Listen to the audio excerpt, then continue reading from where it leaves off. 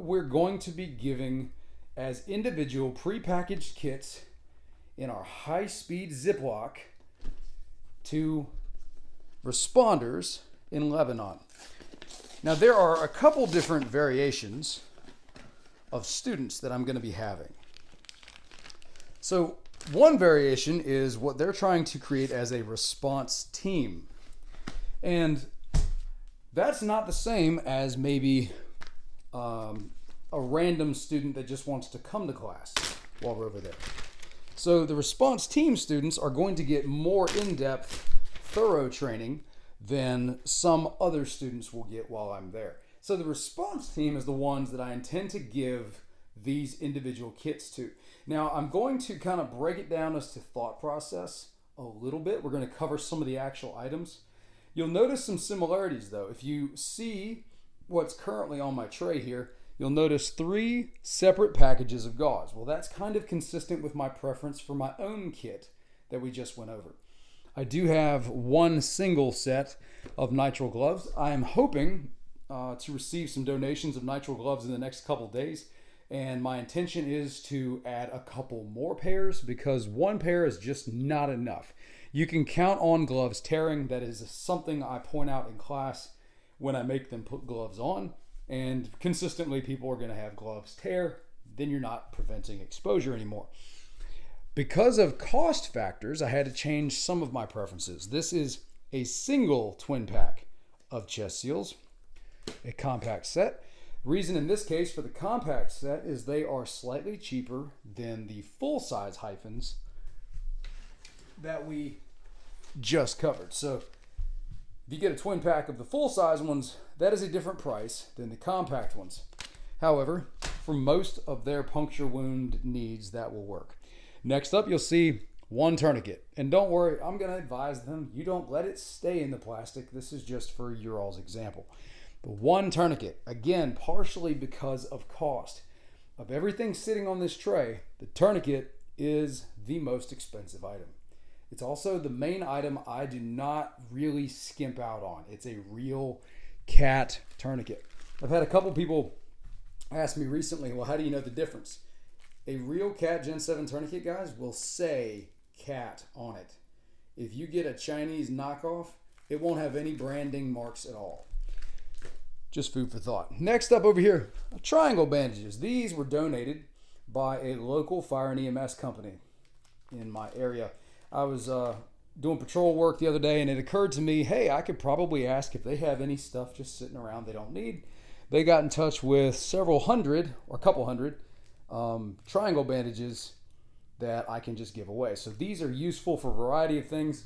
That is something I'm going to show them how to do alternative tourniquet methods while we are over there with these. And I'm going to emphasize to them that it's not your go-to option, but it is a option. And again, you can do wound packing with that. You can do a lot of things. Next up, we have a trauma bandage. So I've mentioned these in recent videos. This is a 6-inch wide ACE bandage. It has Velcro closures on each end. So this is like a $2 item. Instead of the $7 item, $8 maybe even as much as $10, that this would be. Now, it's not identical. It's in a much cooler packaging for this, but when I'm trying to give them something usable, that is a better option. Also, these are machine washable. Now, they may not have that as an option there. We're going to find out. These are not machine washable because the gauze pad that is on this item will just shred off. So I actually have become pretty fond of these instead of these. If you have the money, if you already have some of these, cool. These are better, but those work just fine.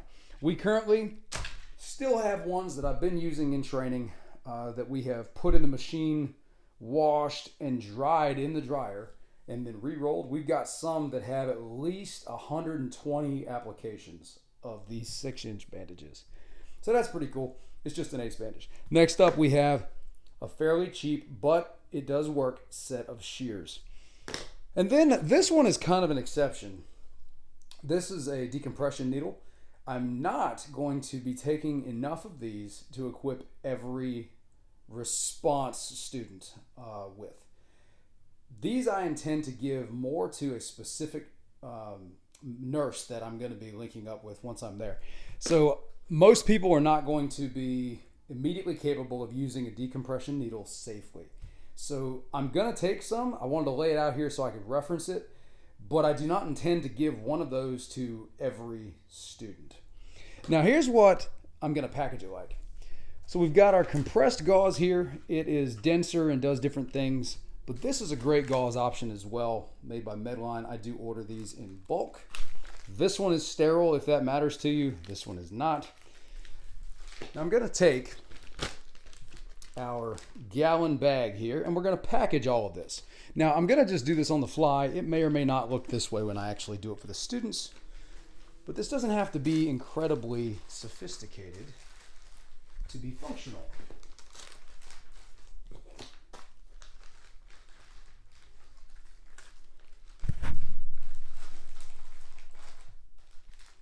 Let's see. I'm sure there will be much better packaging ways that I will discover.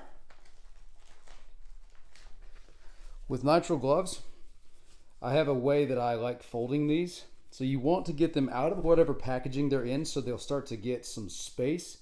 If you go buy a brand new trauma kit, they'll come in this really pretty, very professional like roll, and it'll usually be banded. Well, the problem with that is the nitrile will stick to itself, and when you need it, you go to unroll it, it's stuck together and you can't get your hand in very easily under stress. So get those things open, let them get some space. And then I like laying them two beside each other, so you have your pair, and then start at the fingers and roll towards the wrist. So that will press the air out as you roll, and it's kind of like rolling a cigar or something like that. Just kind of tuck the fingers in as you go. Bring those thumbs in. You can roll it fairly tight. What you'll end up with is this, folded over again. And now when you throw that into a pocket, you have a pair ready to go.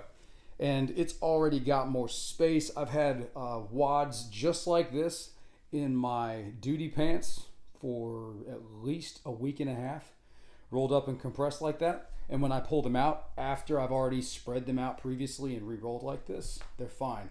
They are not sticking to themselves like I was mentioning. Kind of get that in there. And then this bag here, I'm putting in as an extra. So we're going to get all the air out of that bag. You could use this as an additional chest seal. You could take the bag, split it in half, and you'd have two chest seals, maybe even more if you were to cut it. You could also put this over top of burns, or if you had a injury that you were trying to keep from getting even dirtier, you could use it as a waterproof barrier. This is a multi-use item and it's cheap. So I'm going to take that bag, fold it over a couple times, try to get the air out as best I can.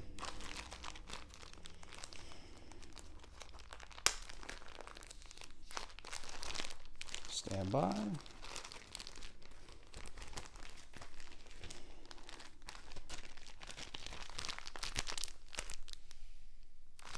All right. And now I'm going to stick my folded bag, sorry I had to get all that air out, back in here somewhere. Doesn't really matter where. And then zip it, squeeze as much air out as possible, and reseal. And there is the kit that I intend to give to the response team. This is meant to be very similar to an IFAC. Now, you might have the thought, hey, why aren't you giving them any bags to put them in, like a usable nylon style bag, anything like that? Cost. This is already a fairly expensive item. And guys, they're in a, if you don't know much about Lebanon, I've had to do a bunch of research building up to this trip. They had an economic catastrophe like 8 years ago. So they're not exactly flush with money. That means that anything I bring is probably the only items they're going to have. So that's why I've been really appreciative of all the donations and the involvement that people that watch my channel have been doing. But this is meant to be an IFAC, individual first aid kit. The other supplies, like additional bandages, additional tourniquets, additional gauze, all that stuff, we are taking more, and I intend to leave it there so that they can hopefully have it as like a medical response station, or like a lack of a better word, a field hospital kind of idea, a clinic, whatever you want to word it as. They're not going to be carrying around 300 packages of gauze if they went to respond somewhere. They may choose to build their own backpacks, and I'm going to try to cover some of those concepts with them, but it really is based off of this same deal here. All the same things you would have in your individual first aid kit, for the most part, are what you're going to want in a larger kit like a backpack. You're just going to want more of it, right? So instead of just one bandage, you might have 4, depending on the size of the bag. Instead of one cravat or triangle bandage, you might have 3, or any of those examples. You're going to try to increase quantities. But that's what it's going to look like. I want them to have the ability to give these away to their response team. So we're going to have roughly 20 of these built. Once I get on site there, I'm going to build them for them. I'm sure I'll figure out a better packaging method than that looks better. Might even be able to fold it down so it's a little bit more compact. But I'm sure they will figure out how to carry these items. And I'm going to emphasize to them the idea that, hey, this stuff has to be used wisely. Don't just throw your tourniquet on the first person you find that's bleeding. Give it some thought. Think about what you're doing. Make sure that they can use these items efficiently, since they may not be getting any more. We really are blessed here, in case you don't know, that we don't have to worry about many resources, honestly. Even during COVID, guys, we got off exceptionally easy with some of the lack of items. Comparing to some areas of the world, COVID is not the reason that they can't get trauma supplies. Finances are, or just manufacturing capability, or shipping ability. So let's be grateful for what we have. Thank you guys for all the assistance. If you would like to be involved in what we're doing, if you would like to donate materials, maybe you've got some of these things, or if you'd like to donate any kind of financial effort towards this, go to Saveonemore.life, and you are welcome to email us or hit the donate button there if you're wanting to send any kind of financial effort. Thank you very much for being here. I hope it helps. Please be in prayer for us, and we'll see you later.